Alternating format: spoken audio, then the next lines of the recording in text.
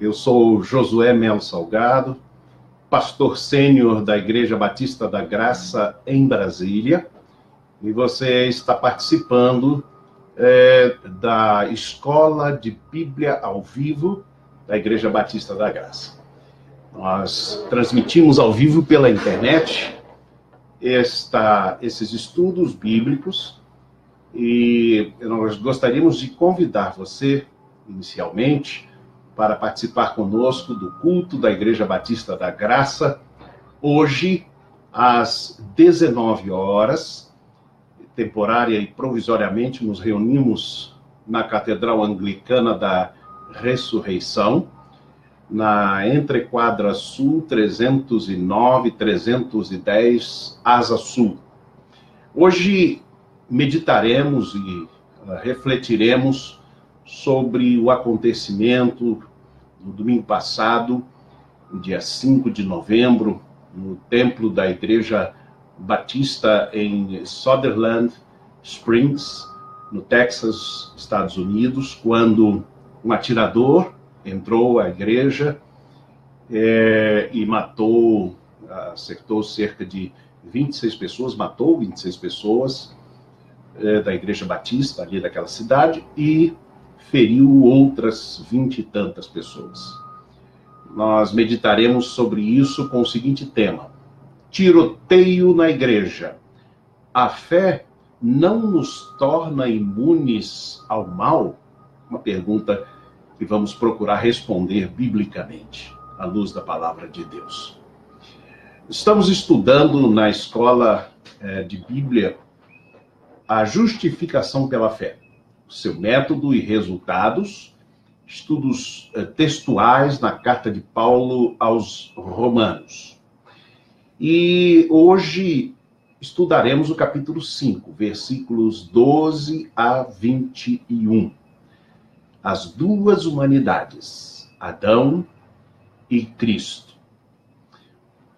Paulo apresentou a tragédia da humanidade, como nós vimos anteriormente, especialmente a partir do capítulo 1, no versículo 18, indo em diante e mostrando, então, a tragédia da sociedade gentílica e a tragédia da sociedade judaica, além dos críticos e moralistas. Por isso, Paulo queria, como de fato afirmou, todos pecaram e destituídos estão da glória de Deus.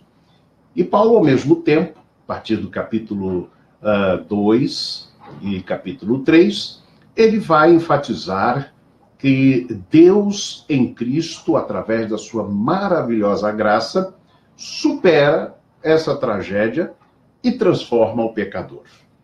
A chamada justificação pela fé. No ano passado, nós fizemos uma revisão em um dos aspectos da Reforma Protestante, a somente pela fé, o sola fide, e ali tentamos ressaltar esse aspecto que já tínhamos elaborado.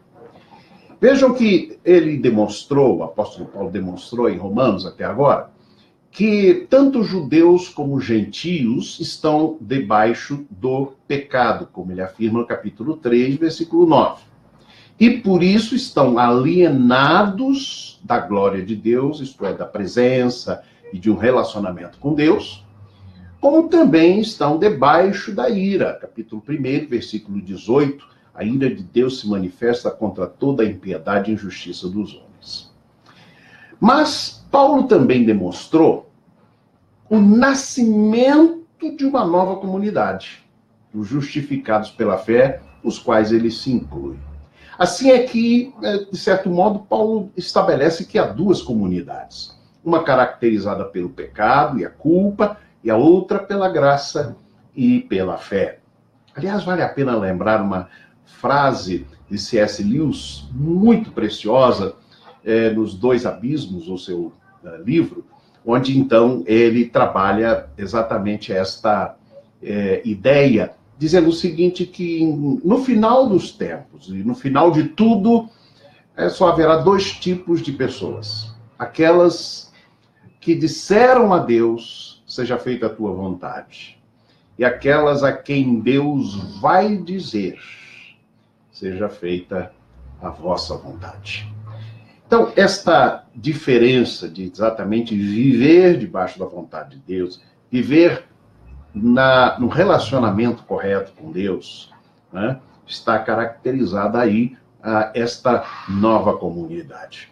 Assim, então, essas duas comunidades, uma caracterizada pelo pecado e pela culpa, e a outra pela graça e pela fé. A primeira está em Adão. É isso que Paulo agora vai desenvolver, capítulo 5, versículos 12 em diante. A segunda está em Cristo.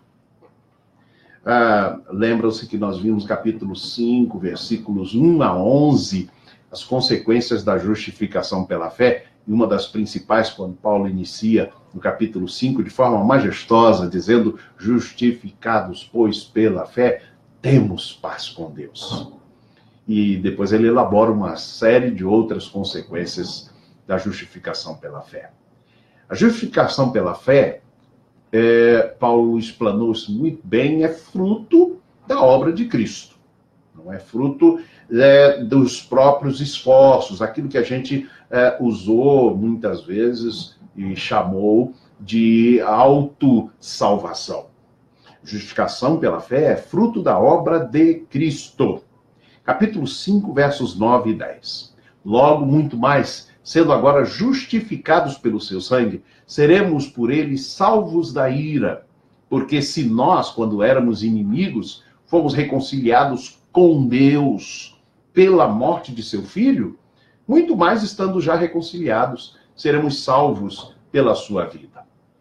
Agora, isso traz uma pergunta: como o sacrifício de uma só pessoa poderia ter trazido essas bênçãos a tanta gente? Como então aqui ele explana. Como tantos devem tanto a uma única pessoa. Por isso, Paulo aqui vai usar uma analogia em todo o capítulo 5. Essa analogia entre Adão e Cristo. O que ele quer dizer é que muitos podem ser afetados, em resumo, é isso que ele diz nesse capítulo 5, muitos podem ser afetados, seja para o bem, seja para o mal, pelo ato de uma só pessoa. Para o mal, em Adão. Ou pelo bem, ou para o bem, através de Cristo. Pelo pecado de Adão, todos os seres humanos chegaram a ser pecadores e alienados de Deus. Pela justiça de Jesus Cristo, todos os seres humanos foram justificados e restaurados a uma correta relação com Deus. Esse é o resumo deste capítulo 5. Como a gente pode entender esta afirmação? Vejam, mais uma vez repito, muitos podem ser afetados, seja para o bem, seja para o mal, pelo ato de uma única pessoa. Como é que pode ser isso? Como é que a gente pode entender isso? Eu tentar aqui usar uma figura, claro que muito tosca, mas que dá uma ideia aproximada disso. Você já deve, se você mora num condomínio, apartamentos, você já deve ter visto como sai o edital de convocação para esses condomínios. Sempre se diz assim: o não comparecimento de Vossa Senhoria implicará no acatamento de todas as decisões tomadas na Assembleia. Ou seja, participe ou não da Assembleia, do seu condomínio, você será afetado, não é, pelas decisões tomadas ali. Não é? Isso também pode ser ilustrado, esse princípio, a ideia dos representantes nas câmaras legislativas, nos parlamentos, onde as decisões, por exemplo, a decisão de um deputado, vamos dizer que no estado, em determinado estado, tivesse um deputado apenas na Assembleia, então toda aquela comunidade, todo aquele estado seria afetado pela decisão ou pela participação e pelas decisões de uma única pessoa. Portanto, não é de todo estranha esta ideia. Isso me lembra um poema belíssimo do autor escocês, me parece, John Donne, e ele dizia: nenhum homem é uma ilha completa em si mesma. Todo homem é um pedaço do continente, uma parte do todo. Se um bloco de terra é arrastado pelas águas, o território fica diminuído, seja a Europa ou um promontório ou a fazenda dos teus amigos. A morte de cada ser humano me diminui, porque eu estou envolvido na humanidade. Portanto, nunca mande perguntar por quem os sinos dobram. Eles dobram por ti. Por quem os sinos dobram? Eles dobram por ti. Naturalmente, se referindo aqui ao toque dos sinos, quando acontecia um sepultamento, acontece um sepultamento, o toque do sino, não me perguntes por quem os sinos dobram, eles dobram por ti. Um outro exemplo, e agora vamos para a Bíblia, para tentar entender, inclusive, essa ideia, essa mentalidade judaica. Depois de tomarem Jericó, os israelitas, liderados por Josué, eles tentaram tomar Ai. Josué capítulo 7, versículo 1. Eles foram derrotados. E diz assim, o capítulo 7 do livro de Josué, versículo 1. Mas os filhos de Israel cometeram uma transgressão no tocante ao anátema, pois Acã, da tribo de Judá, tomou do anátema. E a ira do Senhor se acendeu contra os filhos de Israel. Olha, Acã furtou parte do tesouro de Jericó, que era destinado à destruição, e nós lemos que os filhos de Israel cometeram transgressão. O pecado de Acã teve, portanto, implicações sobre toda a nação, sobre todo o povo de Israel.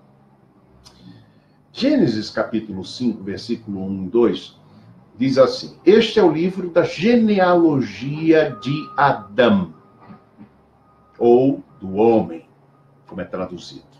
No dia em que Deus criou Adão, hebraico, a semelhança de Deus o fez. Zacar, macho, e Naquebá, fêmea, os criou. E agora preste bem atenção nessa explicação do texto bíblico. E os abençoou e lhes chamou pelo nome de Adão, no dia em que foram criados. Quem Deus chamou pelo nome de Adão, de homem? Macho e fêmea, Zacar e Naquebá. Então, observem que o termo Adão, ele tem dois sentidos principais nas Escrituras. Primeiro, Adão digamos, o termo hebraico, de onde vem a transliteração do nome do primeiro homem, Adão. É uma transliteração do nome Adão. Mas também tem o sentido de humanidade, de ser humano, como pode ser visto, por exemplo, nesse texto de Gênesis capítulo 5, versículos 1 e 2. Humanidade ou ser humano. Então não é estranho que Paulo utilizasse aqui a própria figura de Adão, e ele, inclusive, diz isso, é uma figura para se referir a toda a humanidade. Mas é importante olhar que, por trás de toda essa comparação que Paulo, então, traz, esse ensino que ele traz, de dizer que por um só homem veio, então, o pecado e a morte, e por um só homem vem agora a redenção e a nova vida, Cristo, né? Paulo, por trás disso, tem, obviamente, aqui a ideia da solidariedade, que é bem diferente do individualismo ocidental, embora nós consigamos compreender, por exemplo, que um erro de um pai tenha implicações sobre toda a sua família. Mas é claro que é bem limitado para a ideia. Eu passei uma experiência muito interessante quando eu estava nos meus estudos lá na cidade de Hamburgo, na Alemanha, quando um amigo meu, eu fui conversar com ele porque ele morava numa residência para a família e eu morava num quarto ainda de solteiro, deixei minha família no Brasil, aguardando a liberação de um apartamento para a família.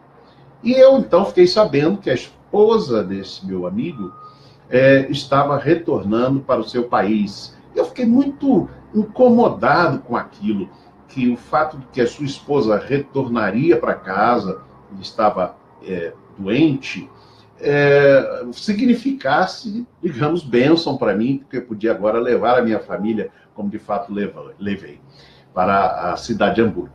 Então foi muito interessante, porque quando ele veio conversar comigo, ele disse: não se preocupe, Josué, porque lá no meu país, e era no continente africano, parece que era o Zimbábue, e ele disse assim: lá a minha esposa vai morar na casa de meu pai, onde ela será filha.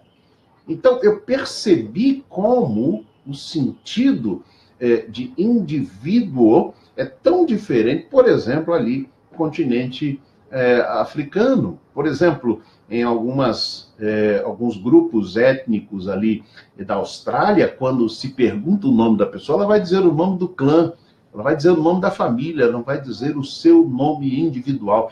O individualismo ocidental é bem diferente, por isso às vezes temos dificuldade de entender quando Paulo vai nos dizer que por um só homem, Adão, veio o pecado e a morte, e por um só homem vem para nós a vida e vida eterna, Jesus Cristo. É preciso então perceber o que está por trás disso. Hoje, por exemplo, você deve estar ouvindo aí uns barulhos de trator. Aconteceu um fenômeno aqui, perto de casa, aqui em Brasília nós estamos vivendo um racionamento de água, estamos clamando por chuvas e não está chovendo muito pouco, e nós ficamos muito alertas a todo tipo de desperdício de água. E às 4 da manhã de hoje estourou aqui um cano, né? E eu liguei às 6 e quase 7 horas da manhã, eu liguei para a instituição que cuida disso, nenhuma resposta. Mais tarde veio, então, a empresa de construção, de onde estourou o cano, né, de água, e agora estão aqui arrumando. Mas o que me fez pensar nisso de forma muito aplicada a esse sentido aqui, é porque o que está acontecendo aqui em Brasília? Exatamente nesse período de seca, começam as chuvas, né? Há um grupo em greve. Então, não há possibilidade de consertar isso, mas digamos, as decisões dos funcionários implicará para eles e para todos a falta da água, por exemplo. Quer dizer, a ausência de um serviço público aqui para sanar essa dificuldade. Desde as 4 da manhã até às 9, por exemplo, a água jorrava à vontade. Ou seja, a decisão de um grupo, a decisão de uma pessoa pode ter implicações e tem implicações sobre todo o grupo. Esse é o sentido. Agora vamos então pensar o que aprendemos com esse capítulo 5. Em primeiro lugar, Adão e Cristo são aqui apresentados. Versos 12 a 14, você pode acompanhar também na sua Bíblia. Diz assim: portanto, assim como por um só homem entrou o pecado no mundo e pelo pecado a morte, assim também a morte passou a todos os homens, porquanto todos pecaram. Porque antes da lei já estava o pecado no mundo, mas onde não há lei, o pecado não é levado em conta. No entanto, a morte reinou desde Adão até Moisés, mesmo sobre aqueles que não pecaram, à semelhança da transgressão de Adão, o qual é figura daquele que havia de vir. Aqui, Paulo diz que há 3 estágios, ou que houve 3 estágios da deterioração da raça humana. Primeiro, o pecado entrou no mundo por um homem. A forma como o mal invadiu o mundo dos seres humanos foi por meio da desobediência de um só homem. Desobediência. Deus ordenou lá no jardim que Adão cumprisse, obedecesse às suas ordens. Deus estabeleceu: você pode comer de toda a árvore do jardim, mas desta aqui você não pode comer. E ele foi exatamente em ato de desobediência. Assim entrou o pecado no mundo através de um homem. Segundo estágio que Paulo mostra é que a morte entrou no mundo pelo pecado. Assim como o pecado entrou no mundo por o ato de um homem, assim também a morte entrou no mundo pelo pecado. O pecado foi o meio pelo qual entrou a morte física e espiritual. É preciso lembrar que a morte ali não é apenas meramente biológica, é morte, sobretudo, espiritual, que implica, sobretudo, nesse afastamento de Deus e da vontade dele. E terceiro estágio é que Paulo mostra que a morte sobreveio a todos os homens porque todos pecaram. Em que sentido todos pecaram? Como a gente pode entender isso? De que forma todos morrem em Adão? Então, existem algumas possibilidades da gente entender isso. Alguns creem que todos pecaram ao repetirem o pecado de Adão, como se fosse a ideia da imitação. Mas o outro princípio, que talvez esteja aqui muito mais presente, é que todos pecaram quando Adão pecou, tendo sido incluídos no seu pecado. Ou seja, a ideia da participação. Né? Todos pecaram em e pecaram com Adão. Há um livro judaico, da tradição judaica, que não é um livro bíblico, mas ele explica um pouco também desta mentalidade. Quando diz assim, é o livro de 2 Esdras: um grão de má semente foi semeado no coração de Adão desde o princípio, e quanta iniquidade ele passou adiante para a nossa época. Ó tu, Adão, o que fizeste? Pois embora fosses tu que pecaste, o mal não caiu somente sobre ti, mas sobre todos nós que descendemos de ti. É preciso lembrar mais uma vez, Adão é todo homem, isto é, seria uma forma de dizer que Adão pecou, é uma forma de dizer que todo mundo, toda a humanidade peca. Essa seria também uma possibilidade de tradução e de entendimento do que isso quer dizer. Mas há um sentido muito mais entendível e muito mais utilizado, que é a ideia de que a tendência ao pecado foi herdada de Adão. Isso é, todos nascemos já com esta tendência para o pecado. Embora isso esteja presente, mas a ideia principal de Paulo não é tanto essa, mas a ideia de que todos morreram porque todos pecaram em e através de Adão, o representante ou o cabeça da raça humana. Assim como nós somos condenados em virtude do que Adão fez, assim também somos justificados por causa do que Cristo fez. Esse é o sentido do que Paulo quer aqui dizer ao apresentar Adão e Cristo nesses capítulos 12 versículos 12 a 14. Agora, o segundo aspecto. Adão e Cristo são contrastados. Eles foram apresentados, agora eles são contrastados. Versos 15 a 17. Lemos assim: mas não é assim o dom gratuito como a ofensa. Porque se pela ofensa de um morreram muitos, muito mais a graça de Deus e o dom pela graça de um só homem, Jesus Cristo, abundou para com muitos.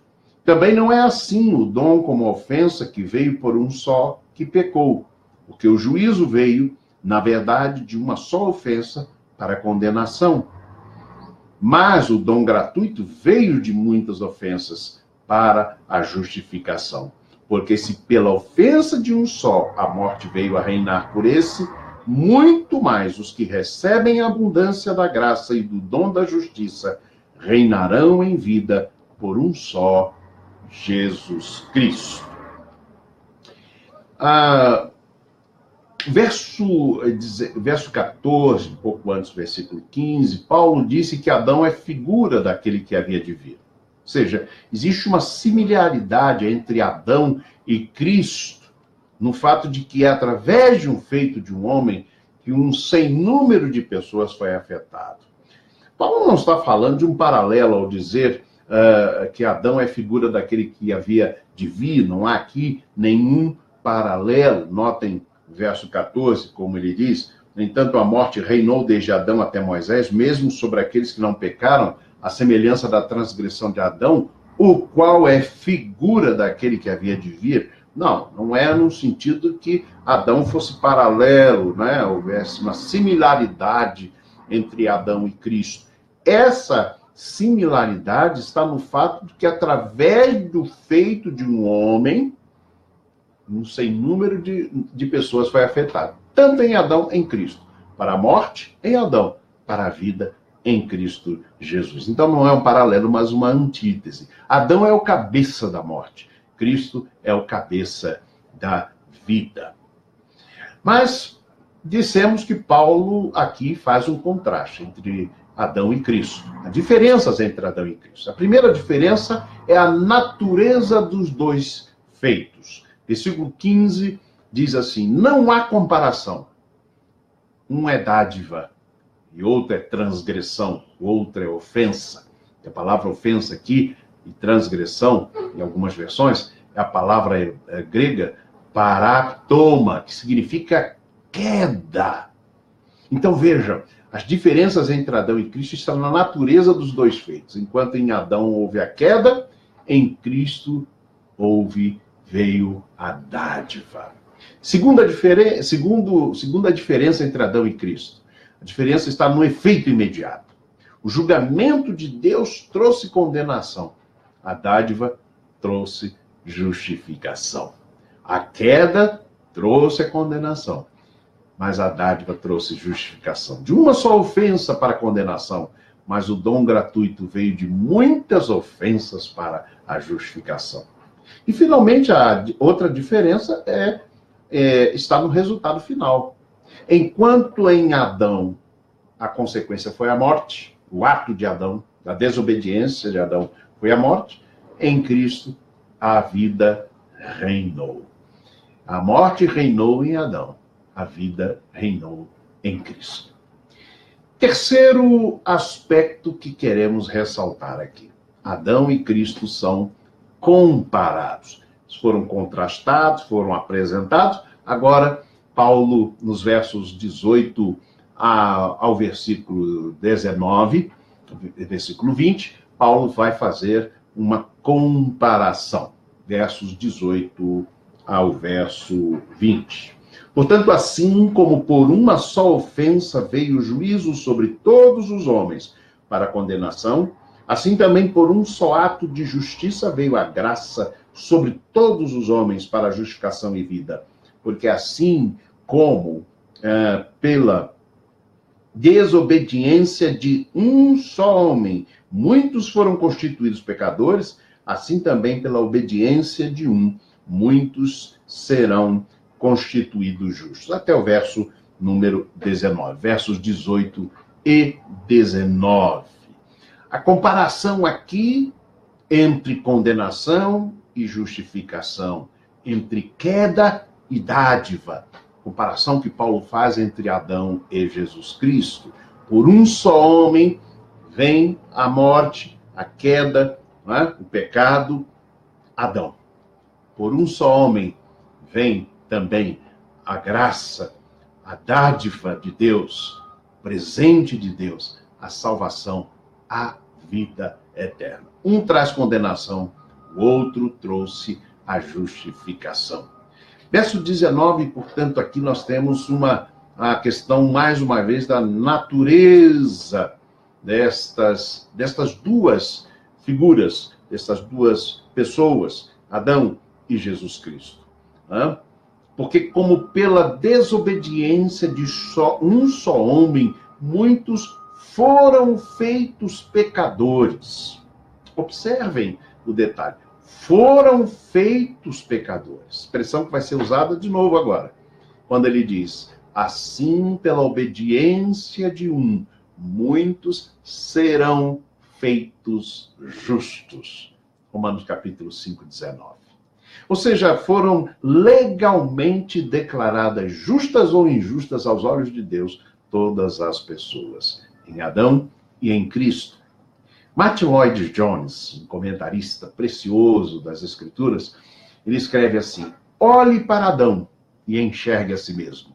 Você, embora nada tivesse feito, foi declarado pecador. Olhe para você mesmo em Cristo e veja que, embora você nada tenha feito, é declarado justo. Lembrei agora de uma expressão de Martinho Lutero, quando ele disse: quando olho para mim, não vejo como me salvar. Quando olho para Cristo, não vejo como me perder. Que preciosidade bela é esta. O último aspecto aqui o penúltimo aspecto é quando Paulo fala do papel da lei nos versos 19 e 20 deste capítulo. Porque assim como verso 20. O verso 19 vamos ler. Porque assim como pela desobediência de um só homem muitos foram constituídos pecadores, assim também pela obediência de um muitos serão constituídos justos. Sobreveio, porém, a lei para que a ofensa abundasse, mas onde o pecado abundou, superabundou a graça. A lei foi instituída para que a transgressão fosse ressaltada. Como conhecer o pecado, senão através da lei? E Paulo então diz: mas onde abundou o pecado, superabundou a graça. Isso porque, ao tratar de Adão e Cristo, os ouvintes judeus perguntariam imediatamente: mas e Moisés? E a lei? Por quê? Porque para um judeu, a nova humanidade em Deus viria através do cumprimento da lei.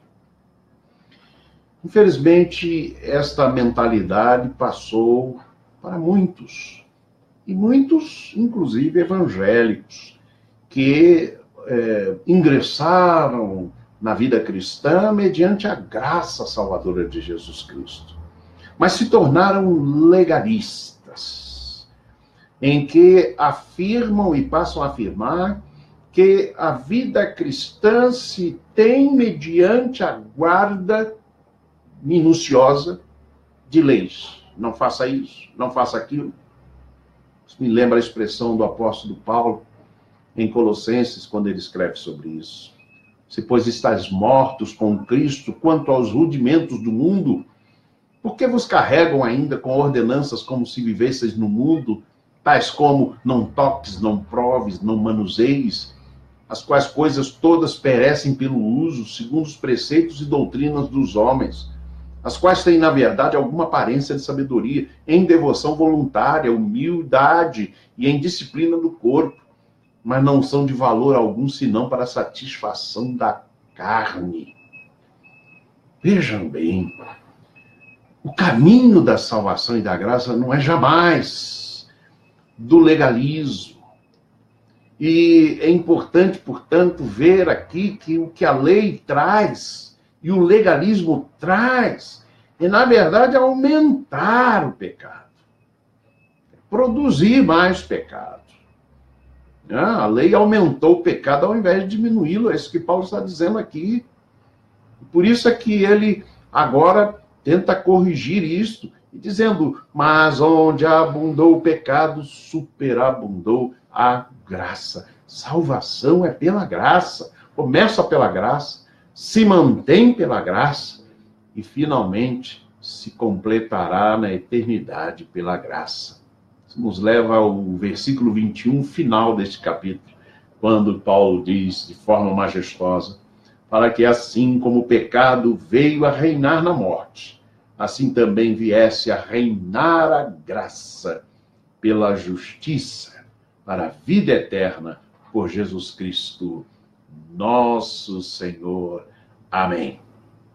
Paulo aqui fala do reino do pecado, mas mostra aqui o reino da graça preciosa. Stott escreve assim: nada poderia resumir tão bem as bênçãos de se estar em Cristo ao invés de estar em Adão, quanto à expressão o reino da graça. Pois a graça perdoa os pecados por intermédio da cruz, concedendo aos pecadores tanto justiça como vida eterna. A graça satisfaz a alma sedenta e sacia o faminto de coisas boas. A graça santifica os pecadores, moldando-os segundo a imagem de Cristo. A graça persevera até mesmo diante do recalcitrante, determinando-se a completar aquilo que ela começou. O reino da graça, um dia a graça irá destruir a morte e consumar o reino. Amém. Vivemos pela graça, fomos salvos pela graça. Não somos filhos de Adão no sentido de que pecamos nele, né? E passamos a morte através dele, mas somos filhos da graça e vivemos no reino da graça. Gosto muito da expressão, da tradução, da mensagem, a tradução contemporânea do Salmo de número 90, no versículo 14, quando se diz uma oração a Deus. Surpreende-nos e sacia-nos com a graça ao amanhecer, para que dancemos o dia todo. Somos salvos pela graça. Que vivamos no reino da graça. Perguntas para sua reflexão. Primeira pergunta. A partir de que idade o ser humano se torna solidário com Adão no pecado e na morte? Repito. A partir de que idade o ser humano se torna solidário com Adão no pecado e na morte? Segunda pergunta. Como podemos deixar de ser solidários com Adão e nos tornarmos solidários com Cristo? Como isso acontece? E as suas consequências. Terceira pergunta. Como você explica com suas palavras a expressão "a morte passou a todos os homens porquanto todos pecaram"? Está no versículo número 12, na parte B. Quarta e última pergunta. Quais são as características do reino do pecado e quais são as características do reino da graça? Que Deus o abençoe nesse estudo. No próximo domingo, nós não teremos transmissão da escola bíblica ao vivo. Que, na verdade, estaremos na celebração inaugural da sede da Igreja Batista da Graça. Tentarei, não sei se será possível, mas tentarei transmitir de lá o culto neste mesmo horário. Na verdade, vai começar às 10 horas da manhã. Mas no domingo 26/11, nós vamos voltar aos estudos em Romanos, capítulo 6, versos 1 a 14. Vamos estudar a expressão, o título, sob o título "Mortos para o pecado e vivos em Cristo". Só vai ter uma diferença. Não será transmitido ao vivo aqui, mas tentaremos mais uma vez transmitir. Só que a partir do próximo domingo, a transmissão tentaremos fazê-la através da sede da Igreja Batista da Graça. Estamos nos mudando para a sede depois de um ano e meio, mais ou menos, em que estivemos participando e nos reunindo em vários locais. Vamos agora para uma sede, um local alugado, mas apropriado para todas as nossas atividades. O local é no Parque Sul, na quadra 12, conjunto B, número 6. Fica atrás do Shopping Casa Parque. Se você quiser participar dessa escola de Bíblia, e você pode fazer ao vivo, indo lá, participando conosco, a partir das 10 horas da manhã. Que Deus o abençoe, que lhe conceda hoje um domingo abençoado em sua presença. Amém.